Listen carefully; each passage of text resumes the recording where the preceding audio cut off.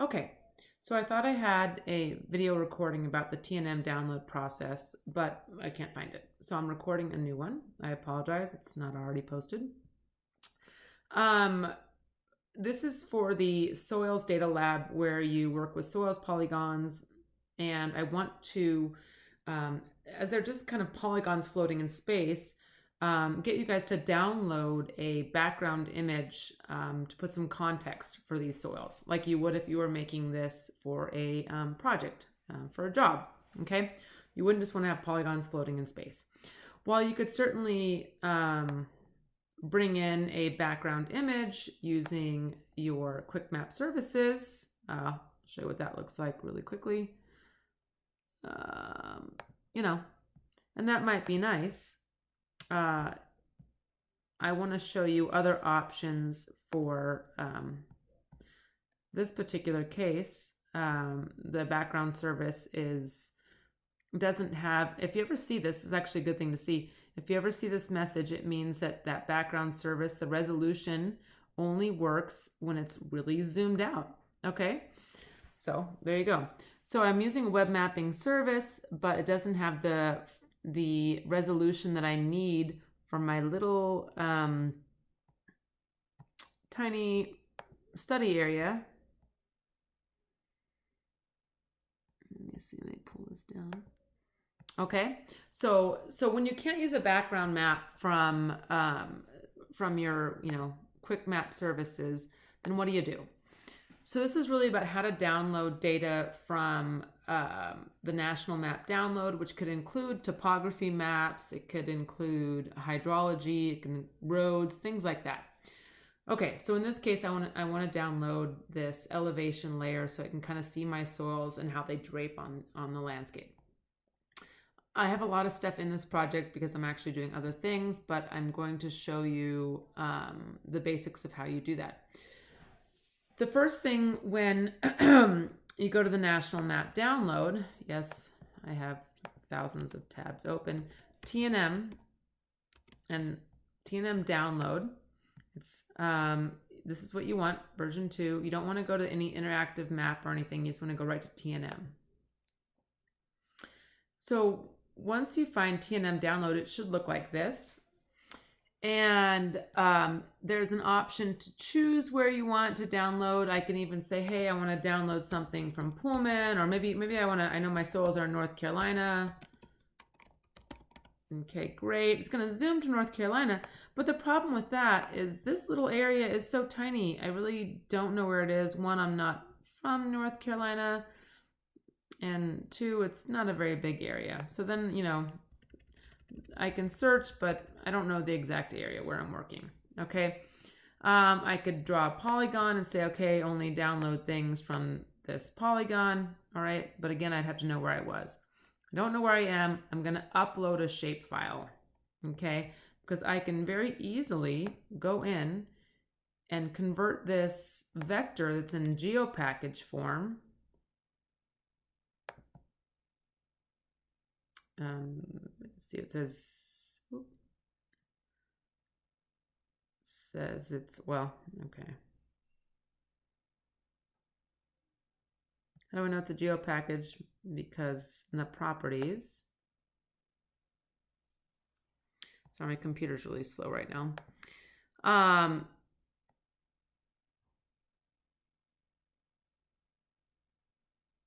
Well, it's in a lab there, right there, storage GeoPackage.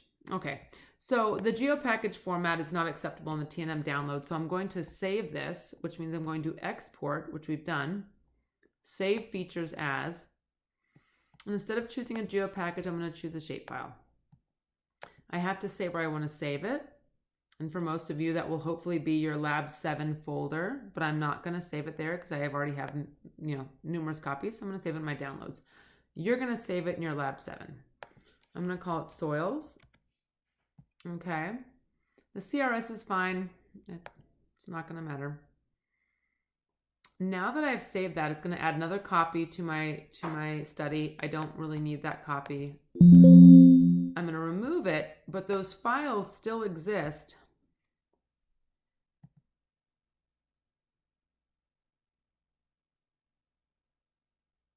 And yes, I was called a clicker by my GIS professor. Okay, they still exist where I saved them in downloads. And you can see there's 6 files associated with that soils shapefile. I'm going to select them all. Ooh. So I'm going to click on this one. Oh my goodness. You can click and hold shift and then click. Or if you're good, you can see it's just highlighted. I didn't click on it. Then I can do that. Okay. 2 ways of selecting all the files. Then I right click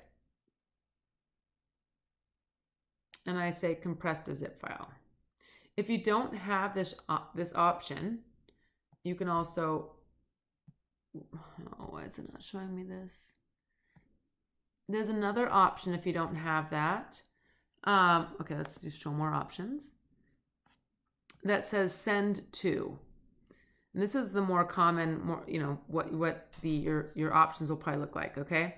So if you don't see the compressed to zip file, see more options, send to compressed or zipped folder.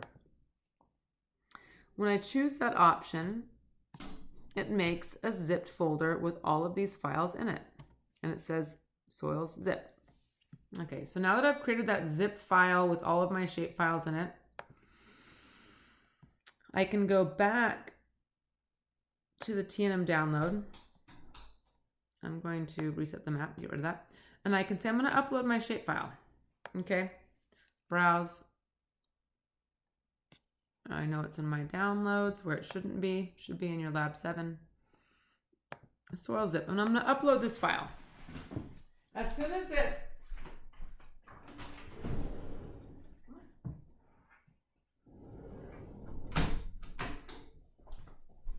it uploads, you'll see that it jumps right to where it is in North Carolina or whatever spot that you're interested in. So there's my vector file, and now I know exactly where I am and what data I need to download. Now, one thing I want you to notice when you're in the TNM download is all the other things you could actually get. You could get historical topo maps, you could get elevation, which we're going to get, you could get aerial imagery, structures, which I've never actually worked with that data set that much, but I don't know if it's like buildings, hospitals, probably government structures like dams and things like that.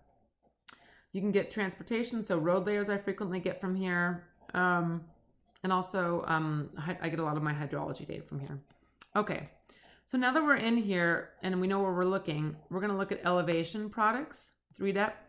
And I didn't go over this very much, and I apologize what this 1 arc, 1 meter, 1/3 arc. An arc is part of the degrees, minutes, seconds designation, and an arc is approximately 30 meters. Okay, so this is a 30 by 30 meter resolution. It's the coarsest resolution here, so you don't really want to select that if you don't have to. 1 meter resolution would be great, and it just so happens when you say show, if there's 1 meter resolution available here, that it actually shows that yes, it is available. Okay.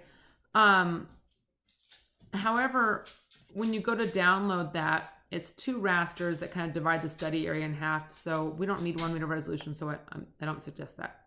1/3 arc is 10 meters because this is a third of 30 meters. And that's what's default checked on. So we're just going to go with 1/3 arc. We have our little area. We're going to say search all the products that are available for this area that are 1/3 arc or 10 meter digital elevation models. We want current, not historical. And it's going to provide all of this, these digital elevation models. If you hit the footprint, you'll see that, yeah, it covers the area. Okay. The thumbnail even shows what it looks like for that area, that might not look like much, but we can make it look better. So it covers the area, and that's what we're interested in. If you had done the 1 meter, let me show you an example of why that's different. So let's go back to data sets. I cleared it. I'm checking off the 1/3 arc. I'm going to look for 1 meter data. And I'll show you what I mean by, you see how this only covers half. Okay, this covers the north half. And that's fine if I want a 1 meter data. I could download both of those and then merge them, but a little bit too much trouble. Okay. So we're just going to use the 1/3 arc, which is 10 meter resolution. Good enough. I'm going to download it, which I'm probably not going to do that because I have really bad internet. Or maybe, I don't know. I'll try it. I'm just going to download it into my downloads. It might just default and do that. If it doesn't default and it asks you where to save it, you might as well put it in your Lab 7. Okay. You can see that I've already downloaded some other stuff this week into my downloads. I'm going to download it. And up here, it's, you know, I don't know exactly how big it is, but we can see how big it is. It's 460 megabytes, so it's half of a gigabyte, so it might take a while. Okay. Another thing to note about the TNM is you can get metadata or your sourcing. When you want to write on your map, hey, where did I get this data? Go to the info metadata. And it might say it's not available, but it should load. And right here, how do you cite it? You say it's from the USGS, but more specifically, here's the date it was collected, July 25th, 2022. Here's the resolution, 1/3 arc second, and here is the row and path of the latitude, longitude, okay? Very, very precise citation, and you might as well use it since it's there. Okay. This is going to take a while to download, so I'm just going to skip to what I do once I've downloaded it. So once you've downloaded the data, you're going to go into your downloads, and you'll see...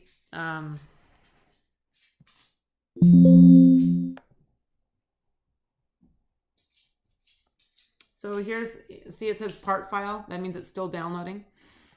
Here's another TIFF that I have. I've already downloaded, so it's fully downloaded. If you ever see part, that means it's not done downloading. It looks like this one has 0 kilobytes, so it probably actually didn't work. That's what I was trying to download. So we're going to let this finish downloading, and I will go back into QGIS and show you what that looks like when you pull it into QGIS. Okay? It doesn't need to be unzipped, nothing like that. You're just going to pull it right into QGIS. So once you're done downloading it, put this TIFF file into whatever file you have your Lab 7 in, so it's in the same place as your project. Okay, I'm going to go back into QGIS, and I am hopefully going to show you what this looks like when you bring it in. I'm sorry, I've been working with things too much, so... Okay, let me turn off all this stuff and you're going to see what it looks like. So essentially what you're going to see is this large raster that looks kind of like a landscape. You know, it looks like a river, kind of riverway. Okay, light values, dark values. Okay, and right now it's set at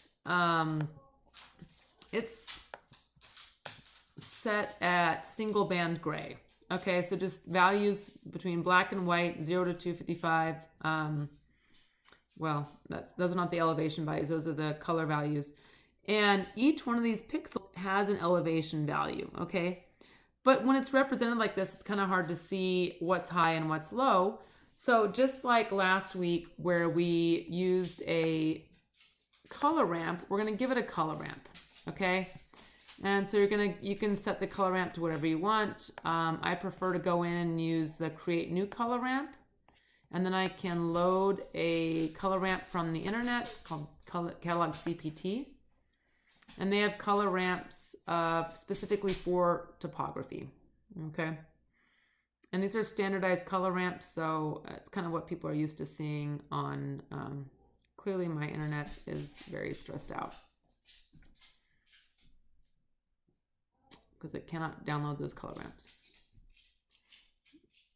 Okay, so I have color ramps specifically for topography, temperature, precipitation. So if you're looking at using one of these for a raster, this is a great place to find standardized color ramps. Oh, I hate that, but I'm not going to change it. Okay. Okay. Now that we have the elevation in here, I want to remind you that we have these soils, right? We have these soils in here, and they're actually a much smaller area than the rest of this We don't need all of this raster, okay? And you can see how the raster is just kind of muted with this browns and these greens. If you clip it to a smaller area, you get a broader range of color values to represent the elevation changes, okay? Right now, we could be going anywhere from sea level up to 2,000 or 3,000 meters, okay? Probably 2,000 meters, it's the east. So we're gonna clip this raster to just our study area so we can take advantage of the full range of colors. So you're gonna go to Raster, Extraction, Clip Raster by Mask Layer. The input layer that you wanna clip is your elevation. And you're gonna clip it by your soil. I have a zonal statistics, but I'm gonna use the soils later, okay? I also set the target extent, even though it says optional, because I feel like it works better, to the same layer that I'm using for the mask layer, okay? And here, if you scroll down, you're gonna say where you wanna save it. So you can say, okay, I wanna save this to my, whatever, save to file. Save it to your Lab 7 file, okay? So save it to Lab 7 file, call it clipped elevation. Okay, and then you're gonna run it. Oh, perfect. Mine gives me errors a lot, okay? Yours might not. The computers in the lab did not. So I'm gonna go back to my parameters. Actually, what did it say for the log? Input data set has no projection. So they're saying basically that my NC elevation copy has no projection. I can see clearly that it has a projection 26917. So let's try it again. I'm gonna try it now with the clip by extent. Input layer, and maybe I'll clip the elevation one and not the copy. My clipping extent is going to be from a layer, my soils layer, and I'm not going to save it this time. I just want to see if it's going to work.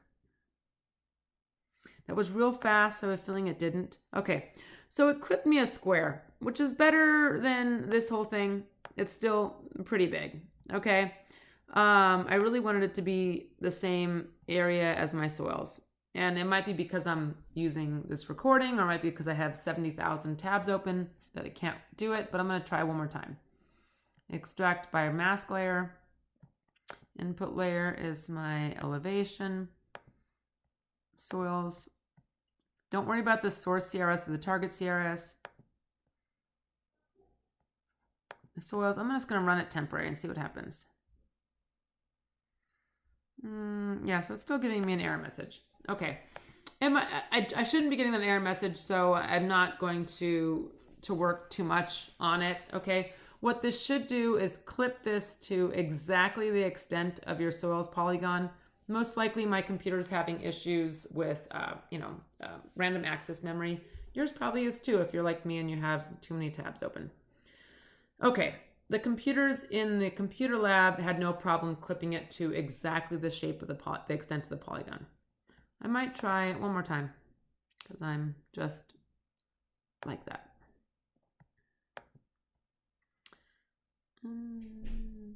You can see here how see this little, these little closed brackets with nothing in it? That's indicating that there's no coordinate reference system for this layer. And that does cause problems. So if you ever see that, that means that you're gonna have problems with that layer.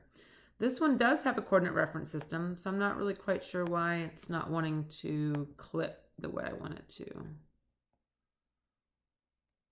I'm gonna try a different clip layer. And this is really what I do. I do a lot of trying different this, different that. Okay.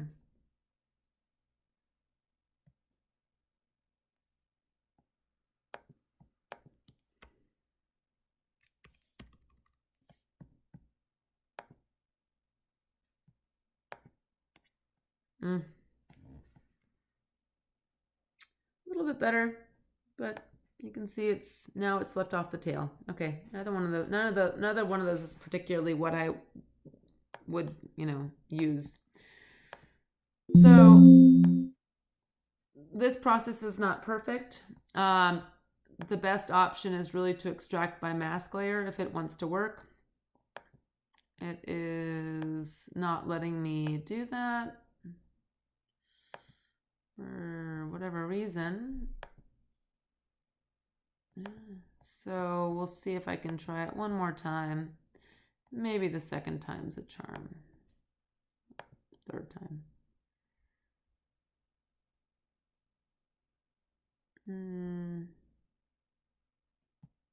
I don't know what that error message is about right now. So, all right, so we're just going to go with this. And so now what we're going to do is we're going to take the, style from this elevation style, and we're going to paste it in this clipped one. Style, paste. There you go. And I'm going to turn that one off. Okay, so now we have a smaller elevation layer.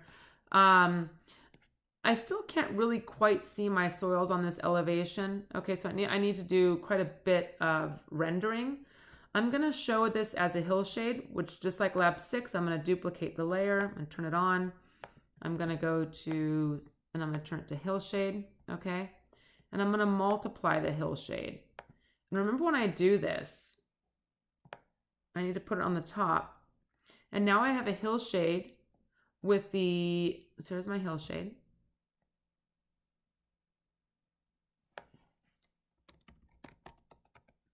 And here's my elevation. Okay, so now I have a hillshade and an elevation, and I have my soils laid over it. I really want to show just the select soils. So I have my select soils there, okay? And that's really what your project's gonna look like, is just showing your selected soils over this elevation with a hillshade. I somewhat prefer, because there's so many colors going on here, you have to be, let's take a look. We can do some stuff with the symbology here. You can change the symbology of your soils a little bit to either be more transparent, okay? So let's just do that. And then you can see some of the elevation. So transparency helps with polygons laid over a raster, or you can change the kind of fill. You don't have to do solid, you can do pattern fill. Okay, so pattern fill can be diagonal crosses, like that. You can make the size of the crosses bigger, things like that, okay? So two things you can adjust about polygons. You can adjust the pattern, okay, by changing the fill style, or you can adjust the transparency. If you simply want to do solid, then you just adjust the transparency, okay? You slide it up and down, you can adjust it, okay? Oops, like that, okay. Also, notice it has this outer line. I think that's a little bit distracting. If I can already see my soils, you can remove that line by clicking on, instead of stroke style being solid, you say no pen, and then you just have your soils kind of laying over the landscape like that. It's your preference for how you want to do it, okay? If I do that, I would probably add another symbology, and that symbology would be some kind of diagonals or something, okay, to make it a little bit brighter. Definitely not a fill color like that, maybe a fill color like that. Okay, so now I have a color, like a little bit of color and a little bit of hash mark. That hash mark has a solid line, so I'll take that out too. Okay, so now just to make my soil stand out a little bit more, I added another symbology of a pattern, okay? So transparent color and a pattern on top of my landscape. One more option is you can turn off the elevation, because we're not really trying to do anything. We just want to see where it drapes, and you can keep the hillshade on. If you feel like it's less confusing to look at it this way, you can look at it this way without the actual elevation ramp there, okay?